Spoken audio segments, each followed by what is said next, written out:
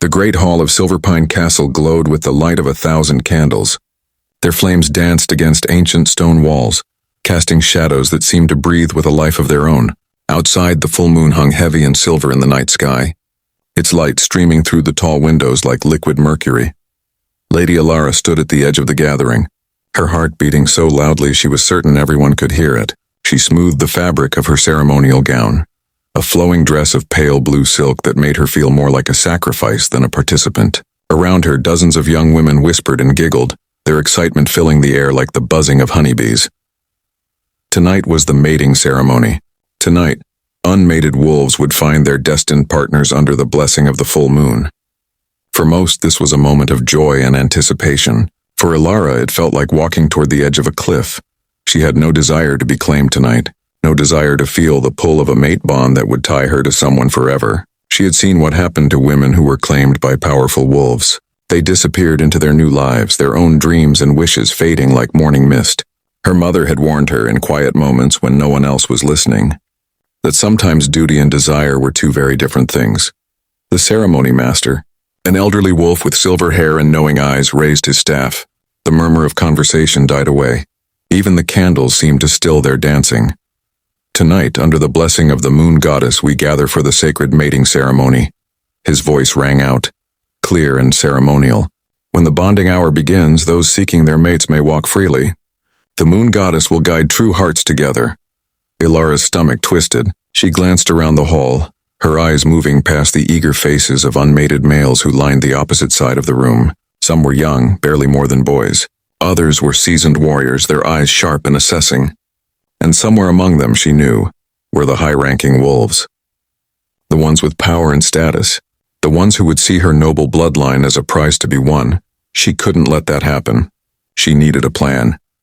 The ceremony master struck his staff against the stone floor 3 times. The sound echoed like thunder. Let the bonding hour begin. Immediately, the hall erupted into motion. Wolves began to move, drawn by instinct and the mysterious pull of potential mate bonds. Elara saw girls rushing toward males they had been eyeing all evening. She saw warriors straightening their shoulders, pride and hope mingling in their expressions. And she saw across the hall, Lord Gareth making his way through the crowd. His eyes were fixed on her with unmistakable intent. Lord Gareth. Powerful, ambitious, and cruel. She had heard the whispers about him, about how he treated those beneath him, about the coldness that lived behind his charming smile. If he claimed her tonight, if their wolves recognized a bond, her life would become a gilded cage. Panic fluttered in her chest like a trapped bird. She needed to move. She needed to do something. Now. Without thinking, Elara turned and hurried toward the side of the hall, away from the main gathering. Her eyes darted desperately across the crowd, searching for any escape. The ceremonial rules were clear. If you were already claimed, if you were already holding someone when the bond might strike, others would assume you were spoken for.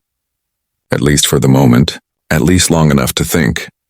Near a shadowed alcove, she spotted a figure in simple dark clothing. A servant, she thought, someone who worked in the castle. He stood quietly, almost invisible against the stone wall, holding a tray of empty goblets. His head was bowed, his face hidden by the hood of his cloak. Perfect. No one would question a lady speaking to a servant. And if she was already engaged in conversation, perhaps Lord Gareth would pass her by. Perhaps she could wait out this ceremony pretending to be busy with some trivial request.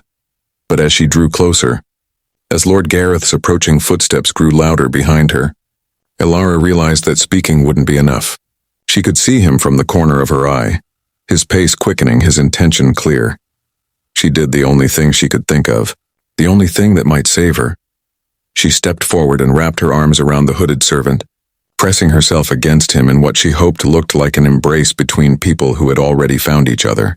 Her heart hammered against her ribs. She squeezed her eyes shut and whispered urgently, "Please, I'm sorry. Just pretend for a moment, please." For a heartbeat, the figure went completely still, rigid, almost shocked. Then, slowly, carefully, strong arms came up to return her embrace. The hold was gentle but sure, protective in a way that surprised her. She felt the warmth of him through the fabric of his cloak, smelled the scent of pine and winter air and something else, something that made her wolf stir with curiosity. Behind her, she heard Lord Gareth's footsteps slow, then stop. She held her breath. "Well," Lord Gareth's voice came, dripping with false pleasantness. "It seems Lady Elara has already found company this evening.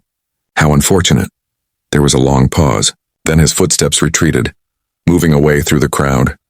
Relief flooded through Elara so intensely that her knees nearly buckled. She sagged slightly against the servant, her forehead resting against his chest for just a moment. "Thank you," she breathed. "Thank you. You have no idea what you just saved me from." The arms around her tightened just slightly. "Perhaps I have more idea than you think," came a voice from within the hood. It was deep and rich, with a quality that sent shivers down her spine. Not the voice of a simple servant at all. Elara's eyes flew open.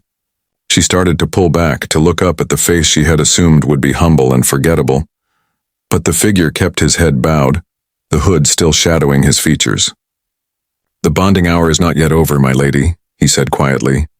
"If you step away now, others will approach. Is that what you want?" She froze. He was right. All around them, the ceremony continued. Wolves were still moving, still searching, and she could already see curious glances turning their way. "No," she admitted softly, "but I cannot ask you to continue this pretense. It isn't fair to you." A sound that might have been a soft laugh came from within the hood. "Life is rarely fair, Lady Elara, but sometimes it gives us what we need rather than what we expect." There was something strange in his words, something that made her wolf pace restlessly inside her mind. But the ceremony hall was no place for questions, so she stayed where she was, held in the arms of a stranger, watching as other wolves found their mates around them. Some pairings were met with cheers, others with quiet tears of joy.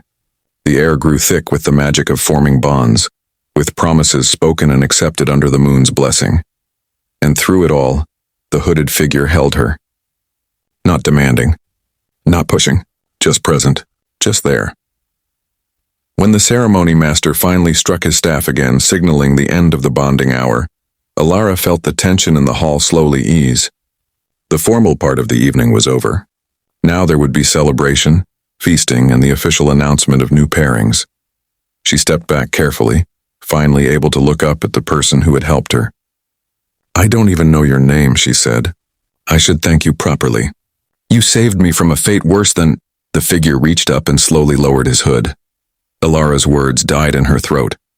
Her eyes went wide. The face looking down at her was strong and handsome, with sharp cheekbones and a jaw carved from granite. His eyes were a striking amber color, glowing faintly with wolf-light. Dark hair fell across his forehead, and there was something ancient and powerful in his gaze. Something that spoke of strength and authority. But more than that, more than his appearance, was the sudden recognition that crashed through her like a wave. The scent she had noticed earlier now made perfect sense. The way her wolf had stirred in curiosity, transformed into something else entirely, something that felt like coming home and falling off a cliff at the same time. "No," she whispered. "You can't be King Aldric Thornhide," he said calmly, with the faintest hint of amusement in his eyes. "Alpha of the Northern Packs, and I believe your mate." The world seemed to tilt around Elara, the Alpha King, the most powerful wolf in all the territories, the one ruler everyone spoke of in whispers and stories. He had been here in this hall disguised as a servant, and she had hugged him to escape being claimed, not knowing that she was throwing herself directly into the arms of the one wolf in the entire kingdom who could claim anything he wanted. "I don't understand," she managed, her voice barely a whisper. "Why were you disguised? Why were you hiding?" Aldric's expression softened. The amusement in his eyes gave way to something deeper, something almost vulnerable, "Because I wanted to see the ceremony as others see it. Not as the king who must maintain dignity and distance, but as a wolf who has searched for his mate for many years. I wanted to observe without the weight of my crown." He reached out and gently took her hand. The touch sent sparks racing up her arm, the undeniable sign of a mate bond beginning to form. "And then you ran toward me, desperate and brave, seeking shelter from something you feared. You held me not because of what I was, but because of what you needed. Do you know how rare that is? How precious?" Elara's mind was reeling, but beneath the shock, beneath the fear and confusion, something else was growing. She looked into Aldric's eyes and saw sincerity there. She saw loneliness that matched her own. She saw a wolf who had hidden himself to find something, real in a world of ceremony and expectation, just as she had been, trying to escape expectation herself. "I thought you would be like Lord Gareth," she said quietly. "I thought all-powerful wolves only wanted possession and control." "Some do," Aldric acknowledged. "But I have learned that true strength lies in partnership, not domination. I have waited decades for my mate, because I refused to settle for anything less than a true bond. Someone who would stand beside me, not behind me." He squeezed her hand gently. "You sought me out without knowing who I was. Your wolf recognized mine before your mind could complicate matters with politics and power. That tells me everything I need to know." Around them, the celebration was beginning. Music started to play and wolves were laughing and dancing. But in their small space near the alcove, Elara and Aldric stood in a bubble of quiet understanding. "I'm frightened," Elara admitted. "Everything I tried to avoid tonight I ran directly toward." "I know," Aldric said. "But perhaps what you truly feared was not being seen, not being heard, being reduced to your bloodline and your noble house rather than being valued for yourself." His amber eyes held hers steadily. "I see you, Elara, and I would like the chance to know you. Not the lady, not the political alliance, you." The sincerity in his words wrapped around her heart. This was not what she had expected.